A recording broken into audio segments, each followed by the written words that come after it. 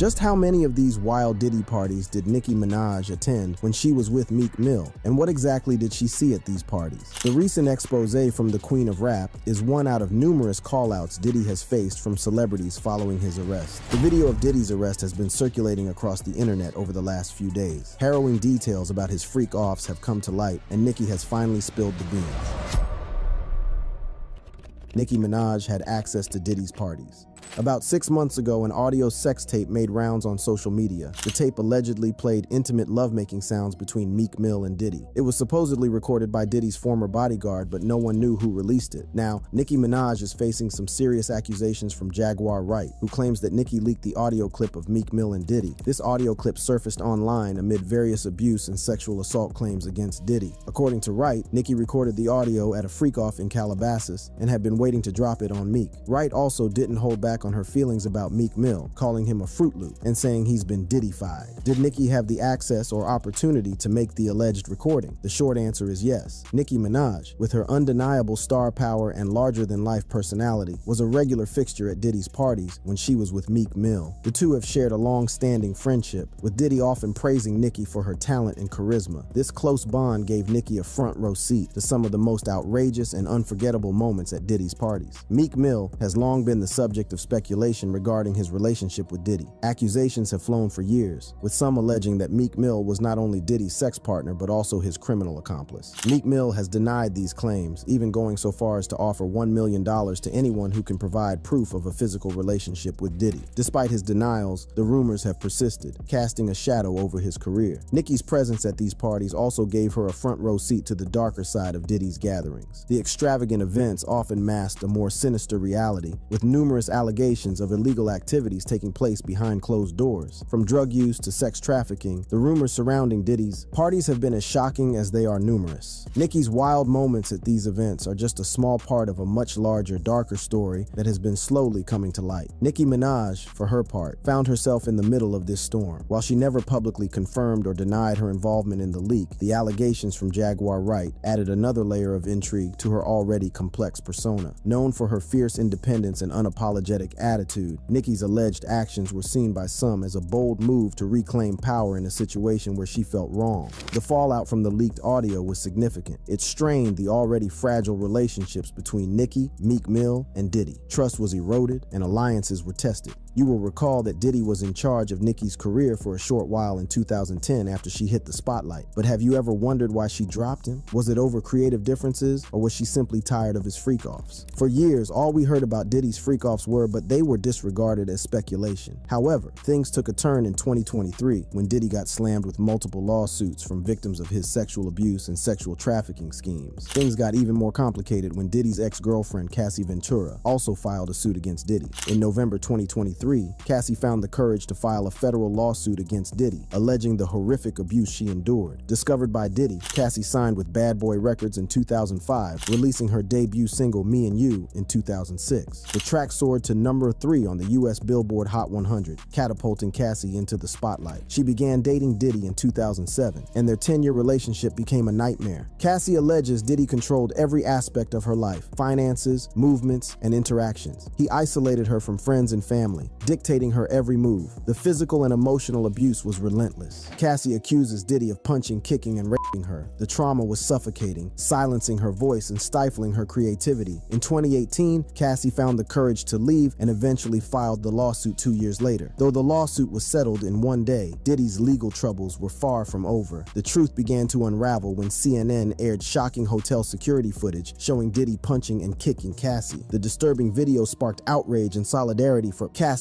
leading to further probing of Diddy's illegal and immoral activities. Emboldened by her courage, 7 more women and 2 men came forward, sharing similar stories of sexual harassment, non-consensual pornography, sex trafficking, and rape at Diddy's hands. However, the one that stood out most was the lawsuit filed by music producer Lil Rod. The 73-page lawsuit details a harrowing tale of racketeering, sexual assault, harassment, and forced labor. Lil Rod's nightmare began when he started working with Diddy on his album, The Love Album. Despite contributing significantly to the project, Lil Rod claims he was grossly underpaid. However, that was only the beginning of his ordeal. According to the lawsuit, Diddy subjected Lil Rod to unspeakable abuse. He allegedly groped Lil Rod, forced him to engage in sexual acts with sex workers, and even drugged him in February 2023. Lil Rod woke up unclothed, disoriented, and in bed with Diddy and 2 sex workers. The lawsuit also implicates Diddy's inner circle, including his son Justin Dior Combs, Chief of Staff Christina Coram, Universal Music Group CEO Sir Lucian Grange, and former Motown Records CEO Ethiopia Habtemariam. Lil Rod claimed he has multiple footages of Diddy's freak-offs and other illegal activities that happened during the time he worked on the album. Diddy's attorney Sean Hawley denied the allegations, calling them pure fiction and complete lies. To make things even worse, Diddy and his legal team filed a motion to dismiss. As the lawsuit continues, Lil Rod has until September 9th to respond to Diddy's motion to dismiss. Unfortunately, the lawsuit has taken a significant toll on Lil Rod. He's undergone intensive therapy, struggled with suicidal thoughts, and faced financial struggles. A rare bright spot came when T-Pain offered him a chance to perform at the Hollywood Bowl. In a recent interview, he described Diddy as a gatekeeper in the music industry, making it difficult for him to find work since the lawsuit was filed. Many have distanced themselves, fearing repercussions from Diddy's influential network. Lil Rod was forced to create a GoFundMe page to get financial support for the lawsuit. When it seemed that Lil Rod was fighting a losing battle, something incredible happened. Homeland Security raided Diddy's homes. The raids, which took place on March 25, 2024, were connected to a federal sex trafficking investigation. Federal agents executed search warrants at Diddy's properties in the upscale Holmby Hills area of Los Angeles and on exclusive Star Island in Miami Beach. Authorities confirmed the raids were part of an ongoing investigation but provided no further details at the time. Right after the raids, several celebrities reacted, but none was funnier than the post made by 50 Cent, who has always been vocal about his distrust for Diddy. 50 Cent took to social media that day, quoting a news article about the incident. The longtime rival of Diddy said Diddy was done, and that the feds would not have raided Diddy's homes if they did not have something concrete on him. Months later, on September 16th, justice took a step forward when Diddy was arrested and charged with racketeering, conspiracy, sex trafficking, and transportation to engage in prostitution. It seems Diddy's luck has finally run out. Diddy gets arrested.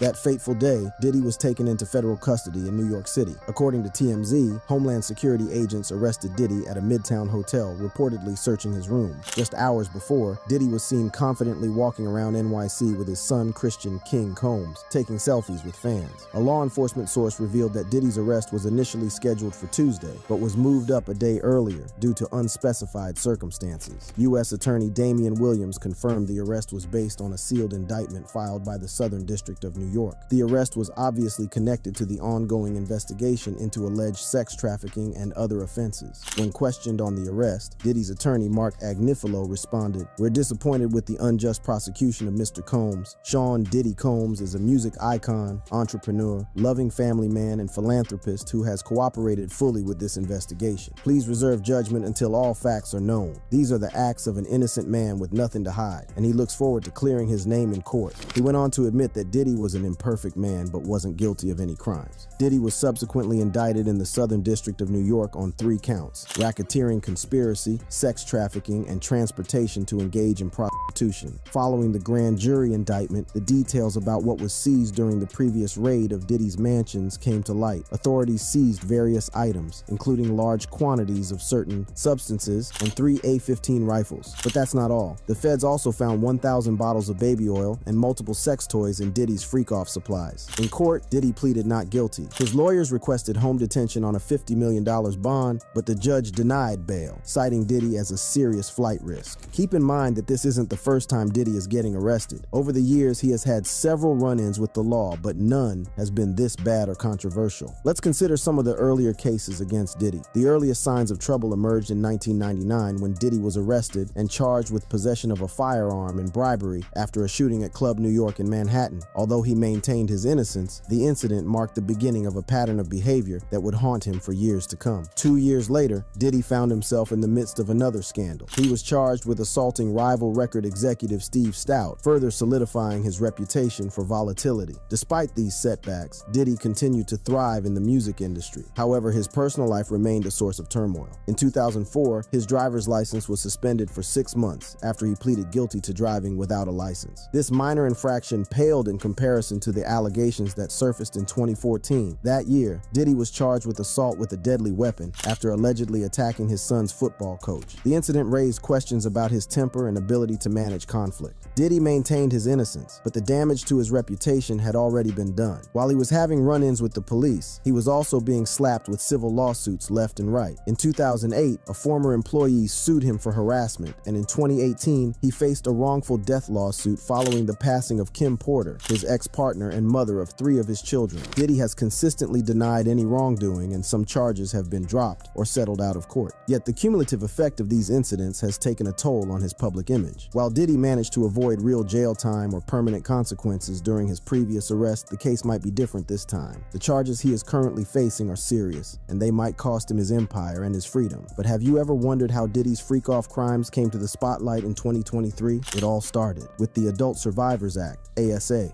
The Adult Survivors Act, ASA, is New York state legislation enacted in May 2022, which amends state law to allow alleged victims of sexual offenses for which the statute of limitations has lapsed to file civil suits for a 1-year period from November 24, 2022 to November 24, 2023. Cassie's lawsuit against Diddy that month may have been the most prominent, but it wasn't the only one. Following the settlement with Cassie, a Jane Doe filed a lawsuit alleging Diddy drugged and raped her in 1991, claiming he recorded the assault and shared it with others. Diddy's representatives dismissed these allegations as attempts to extort money. Shortly after, another anonymous accuser filed a lawsuit alleging sexual assault by Diddy and singer Aaron Hall in the early 1990s. The legal troubles continued to mount for Diddy. On December 6th, a Jane Doe filed a lawsuit against Sean Diddy.